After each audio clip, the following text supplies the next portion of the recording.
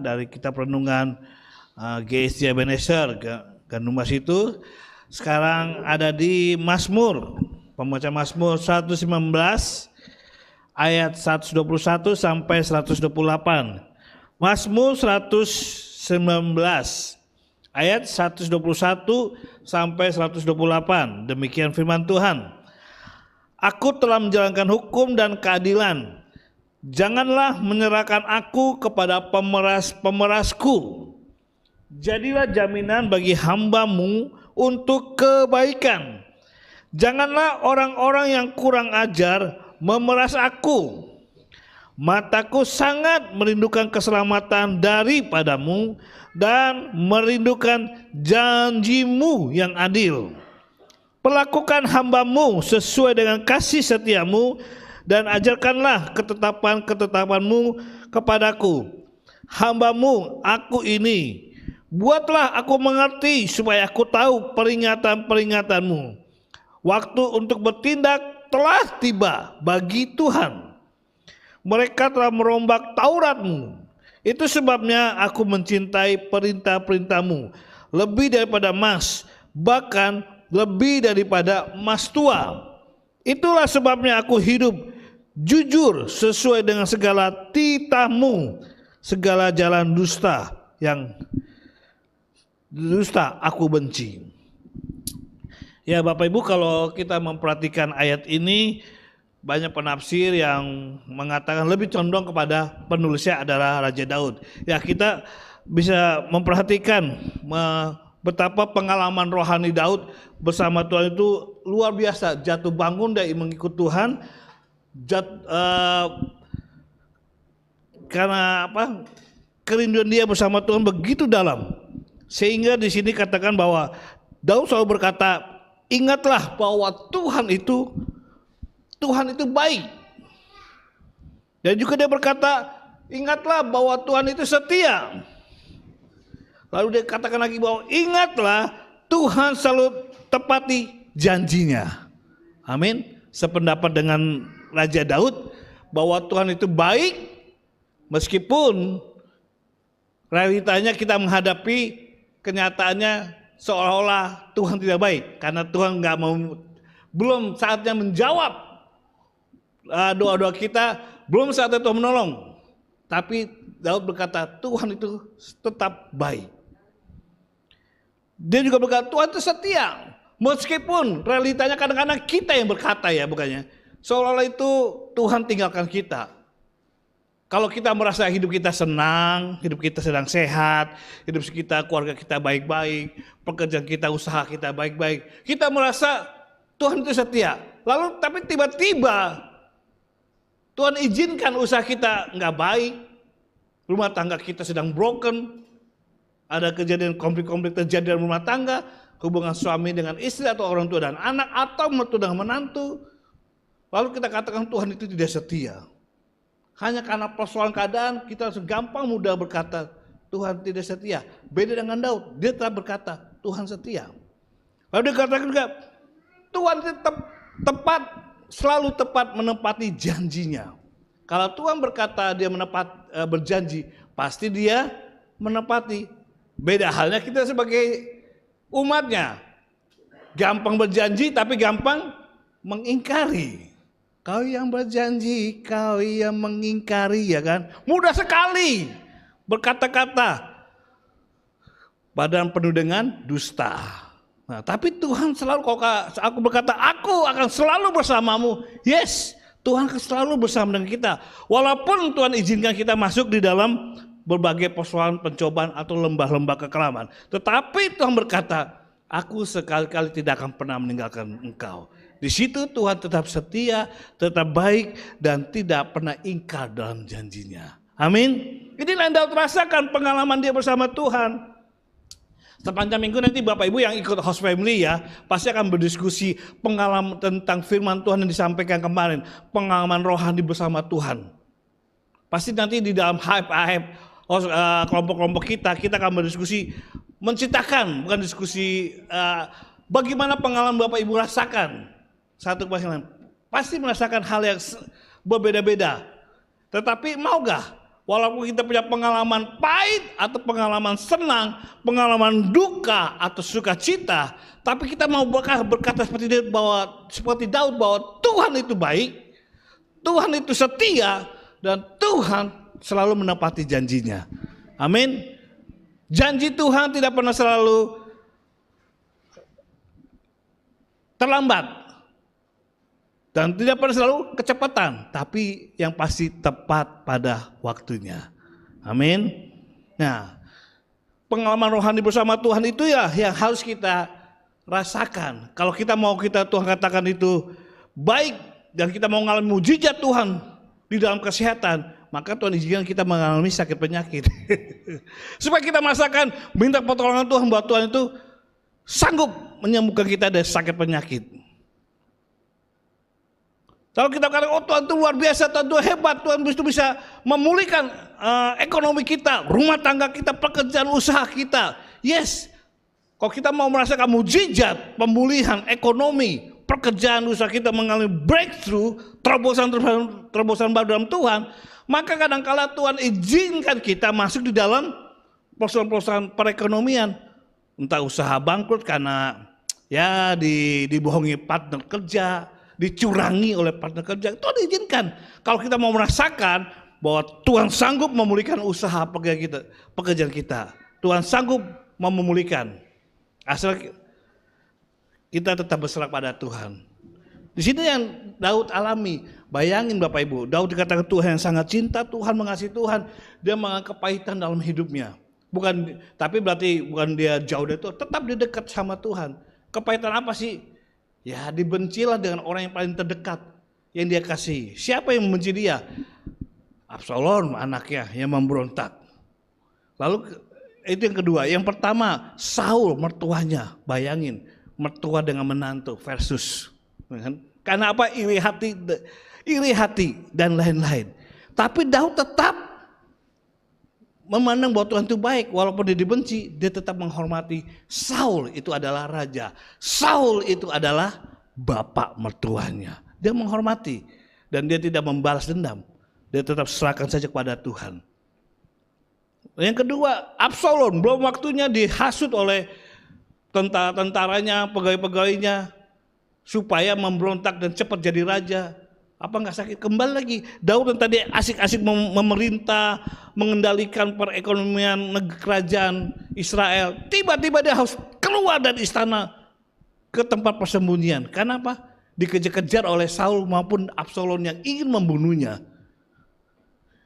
Tapi di situ mengalami pengalaman Daud bersama Tuhan, pengalaman rohani luar biasa.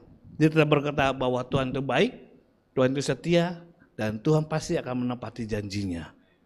Itu yang Daud imani di dalam perjalanan kerohaniannya bersama Tuhan. Karena itu apa yang Daud katakan, apa yang Daud lakukan.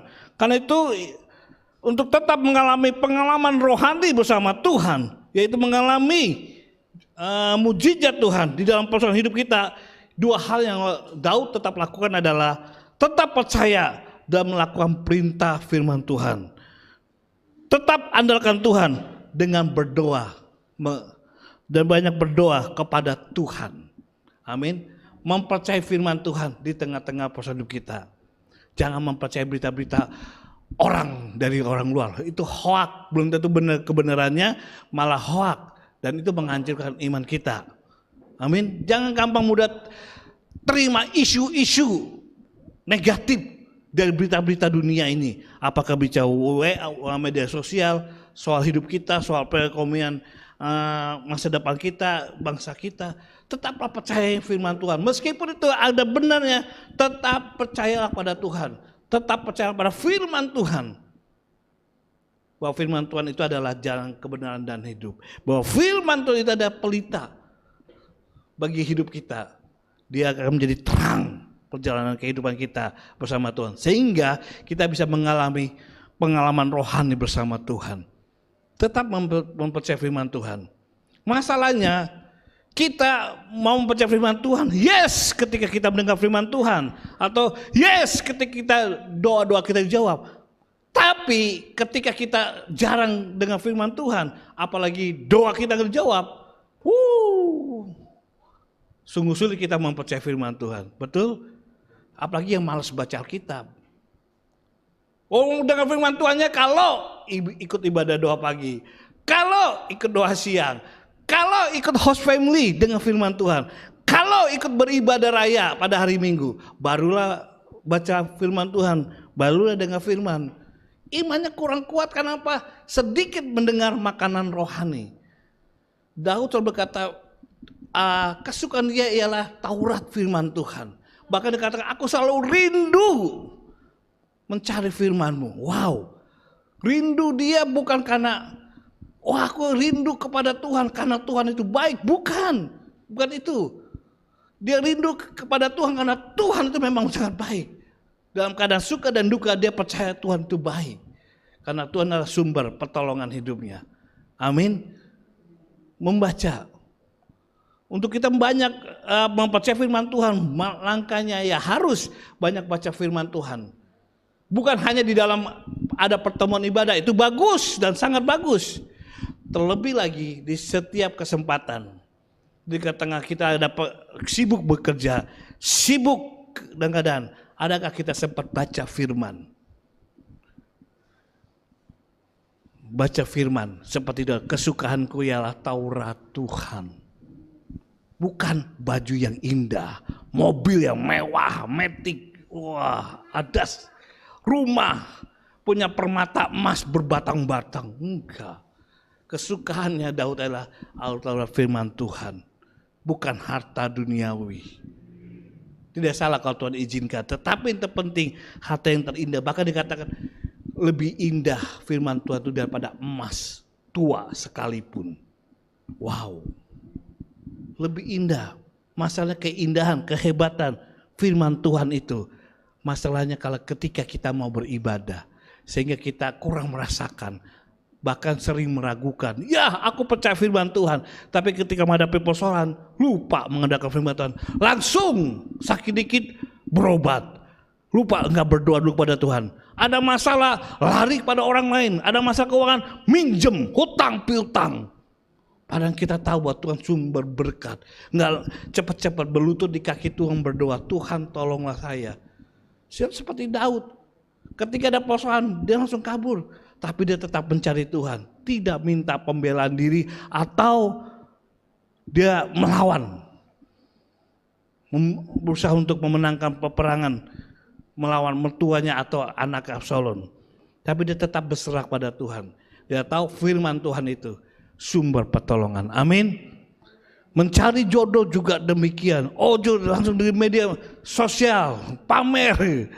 Tetap carilah Tuhan. Udah waktunya aku umur kesekian mencari pasangan hidup. Berdoa terus pada Tuhan, rajin beribadah. Percayalah, kalau orang lain ditolong, saya pun pasti ditolong Tuhan. Amin. Firman Tuhan yang ngomong, firman Tuhan berbicara. Karena itu perbanyak, bukan hanya perbanyak baca, tapi lakukanlah firman Tuhan. Yang terdahulu adalah mempercayai firman Tuhan dengan memperbanyak baca. Baru kedua melakukan firman Tuhan. Amin. Bukan hanya waktu di ibadah baru baca Alkitab.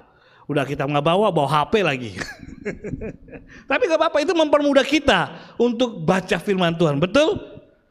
Coba kalau nggak ada HP, pasti lebih jarang atau lebih banyak nggak baca Alkitab. Wong ada HP aja malas baca Alkitab, malas baca berita-berita yang ada, berita-berita rohani, lebih suka berita duniawi di dalam handphone kita. Untuk menguatkan iman kita, iman timbul dari pendengaran akan firman Tuhan. Karena itu banyak baca, banyak mendengar. Seperti Daud ini. Yang kedua, dan berdoa, mengandalkan Tuhan. Enggak cuma hanya Tuhan tolonglah saya, enggak cukup segitu. Tetap meyakininya, tetap berharaplah bahwa janji Tuhan tidak pernah meninggalkan kita. Makanya puji Tuhan kalau program gereja Sidang Jemaat Allah Ebenezer itu banyak program, bukan untuk membuat kita capek, menyibukkan, menambah waktu, enggak, mempertebalkan iman kita tujuannya. Dengan ada WPDA, dengan ada kegiatan doa, dengan ada kegiatan house family, ibadah raya. Karena waktu kita dalam hidup ini lebih banyak akan kesibukan kita daripada kesibukan hal-hal rohani. Karena firman Tuhan katakan apa? Carilah dahulu kerajaan Allah dan kebenarannya, maka segala sesuatu akan ditambahkan kepadamu. Carilah. 8 jam bekerja. Di tengah-tengah jam bekerja, adakah 5 menit atau 1 menit aja untuk baca Alkitab? Adakah 5 menit untuk berdoa? Di dalam 8 jam kita bekerja, di dalam 8 jam kita mau tidur istirahat, adakah 5 menit aja untuk kita berdoa? Adakah 1 menit aja untuk baca Alkitab sebelum kita tidur? Di tengah-tengah berapa lah, 88 tambah 8 lagi, tengah-tengah kita mencari hiburan, refreshing. Adakah doa mencari Tuhan? Adakah 5 menit berdoa atau 1 menit untuk baca Alkitab? 2 paket ini istilahnya jangan kita tinggalkan di dalam kehidupan yang selama 24 jam Tuhan kasih kita. Sehingga kita bisa mengalami namanya pengalaman rohani bersama Tuhan. Ketika 2 paket rohani ini kita lakukan, baik dalam keadaan mau istirahat, baik 8 jam mau istirahat, 8 jam mau bekerja, 8 jam mau refreshing atau apa, tetap pakailah waktu-waktu ini rohani di tengah-tengah yang kita lakukan. Amin. Puji Tuhan, Bapak Ibu punya 1 jam untuk berdoa di pagi hari, di mana kita bisa memuji, menyembah, bisa bersyafaat, bisa mendengarkan firman Tuhan, membaca kitab. Puji Tuhan.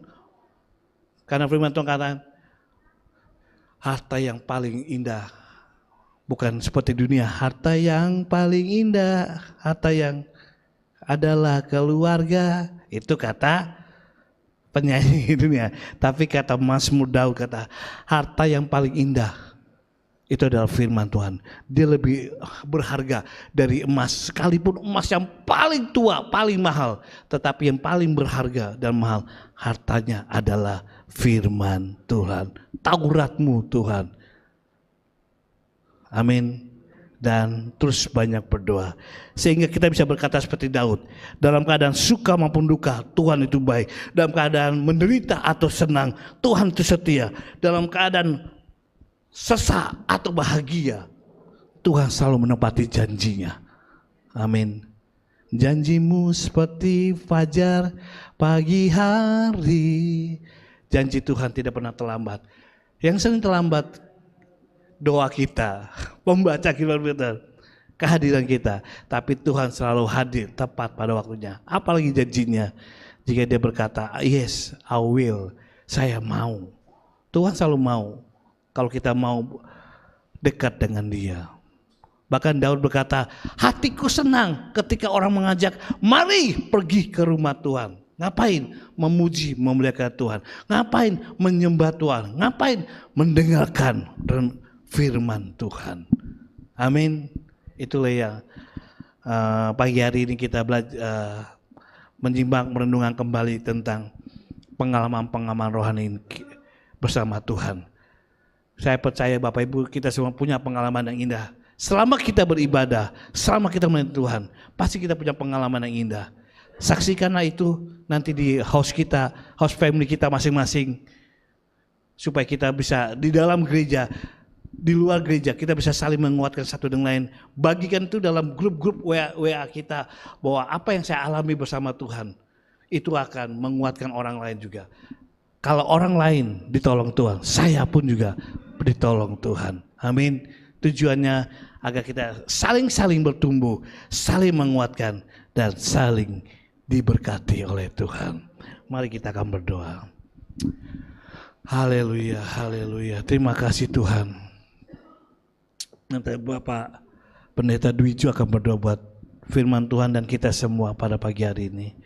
Terima kasih Tuhan.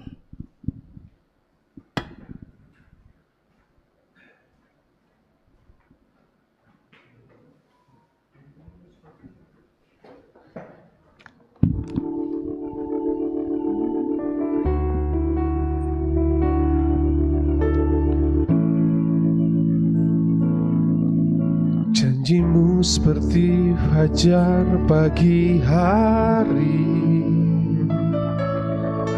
yang tiada pernah terlambat bersinar. Cintamu seperti sungai yang mengalir, dan ku tahu betapa dalamkah janjimu. Janjimu seperti fajar pagi hari, yang tiada pernah terlambat bersinar. Cintamu seperti sungai yang mengalir, dan ku tahu betapa dalamkah janjimu. Janjimu seperti fajar pagi hari, yang tiada pernah terlambat bersinar. Cintamu seperti sungai yang mengalir, dan ku tahu betapa dalam kasih-Mu. Kami tahu, dan ku tahu betapa dalam kasih-Mu, dan ku tahu betapa dalam kasih-Mu. Kami mengucap syukur, kami mengucap syukur. Haleluya,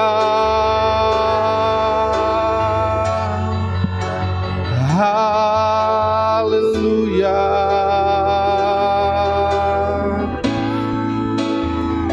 Kami mengucap syukur Tuhan. Haleluya,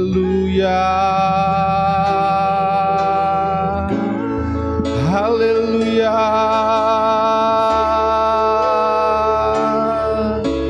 Syukur,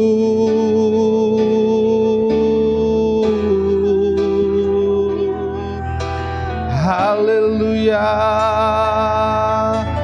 haleluya.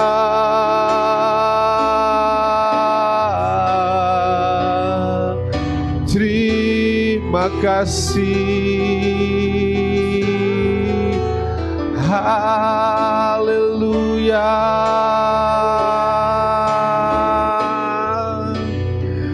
haleluya. Kami bersyukur. Seperti firman-Mu pagi ini Tuhan, kami belajar kepada tokoh Daud, yang kami tahu dia mempunyai iman di dalam janji Tuhan. Dia pribadi yang sungguh mengasihi Tuhan, dan biarlah kasih yang seperti itulah yang ada dalam hati kami. Kasih yang mengasihi Tuhan melebihi dari segalanya. Itu sebabnya pagi ini hamba berdoa untuk kami semua yang mendengar firman-Mu ini. Kami mengucap syukur untuk hamba-Mu yang menyampaikan firman Tuhan. Tuhan akan menolong dalam pelayanan, dalam rumah tangga, keluarganya diberkati Tuhan. Kami percaya tangan Tuhan akan mengasihi hamba-Mu ini, dan tangan Tuhan yang sama akan mengasihi kami pagi ini yang mendengar firman ini.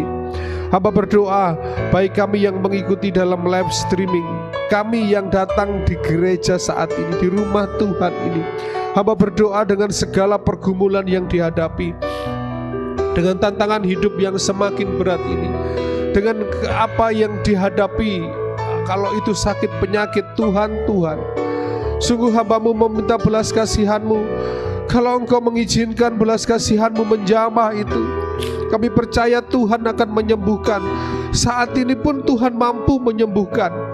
Tapi kalau Tuhan izinkan melalui satu proses untuk mendewasakan iman kami, hamba-Mu berdoa, Tuhan tolong berikan damai sejahtera, kekuatan dalam hati. Firman Tuhan yang didengar itu menjadi kekuatan satu kali kelak akan berbicara pribadi, sehingga keajaiban yang kuasa Tuhan itu akan dirasakan. Kalau kami yang saat ini bergumul untuk masalah keluarga, Tuhan, kami percaya Tuhan akan memulihkan. Tuhan akan melembutkan hati yang keras itu. Tuhan akan melembutkan hati yang sungguh keras dengan diubah dengan mengasihi Tuhan lewat firman Tuhan. Kami yang bergumul dengan teman hidup, Tuhan pasti tolong. Tuhan pasti akan berikan yang terbaik sesuai dengan Tuhan. Kami yang bergumul dengan masalah usaha atau pekerjaan, kalau menghadapi masalah, kami percaya tangan Tuhan sedang merenda. Tangan Tuhan akan memimpin untuk menemukan jalan.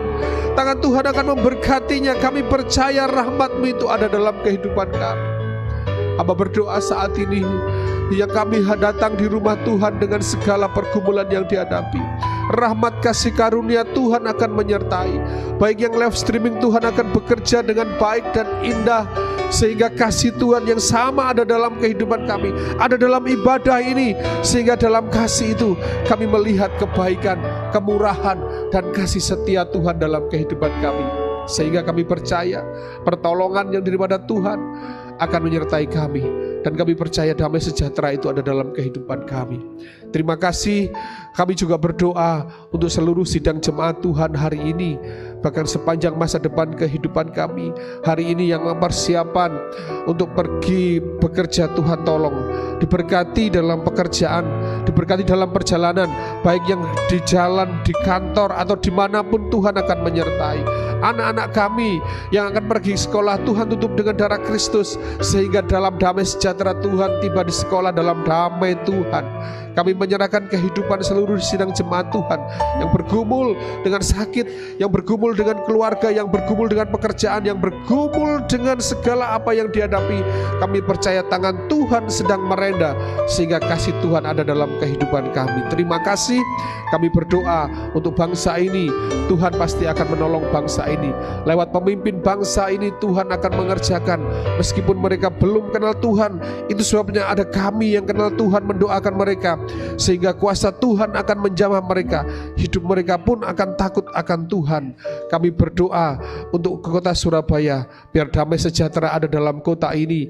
Kami percaya Tuhan akan memimpin kota ini. Para pemimpin Tuhan akan memberikan damai itu. Terima kasih. Kami berdoa untuk seluruh rekan gereja di Indonesia, hamba-hamba Tuhan, Tuhan akan menolong mereka, menyertai mereka. Gereja sidang jemaat Allah di Indonesia, Tuhan akan menolong, Tuhan akan menyertai para rekan hamba Tuhan, sehingga tetap mengasihi Tuhan. Berdoa untuk gereja kami, Gereja Ebenezer Surabaya.